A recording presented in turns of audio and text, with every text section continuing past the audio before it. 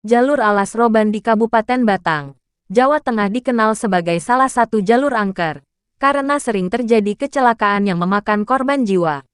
Selain itu, jalur rawan di Pantura Jawa tersebut juga kental dengan cerita mistis.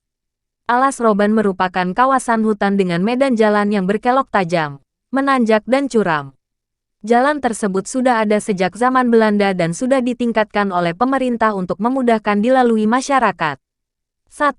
Penampakan dan suara tangisan sosok petani dan nenek-nenek.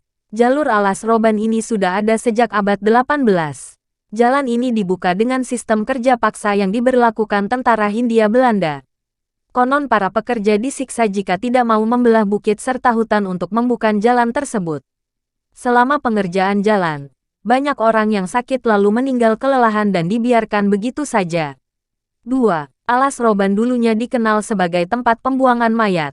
Banyak cerita dan rumor yang beredar pada jalur Alas Roban ini. Namun cerita yang paling populer adalah tempat ini merupakan tempat pembuangan mayat. Pada zaman Petrus atau disebut penembak misterius beredar di Indonesia, konon katanya korban Petrus dibuang di tempat ini. Pernah ada seseorang yang melihat langsung kejadian tersebut dan menceritakan hingga sekarang menjadi cerita seram yang sekarang menjadi populer. Tak hanya itu, mayat dari korban Petrus tersebut mulai bergentayangan mengganggu pengguna jalan. Bahkan hingga menyebabkan kecelakaan. 3. Sering terjadi penampakan di jalan dan mengganggu pengendara. Tak sedikit orang yang mengaku mempunyai pengalaman buruk saat melewati jalur Alas Roban ini.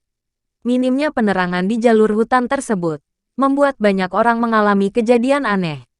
Dimulai dari penampakan hantu di sekitar jalan, tersesat, hingga kejadian warung makan pecel lele gaib yang terkenal dan sering dialami oleh segelintir orang yang pernah melintasi jalan tersebut.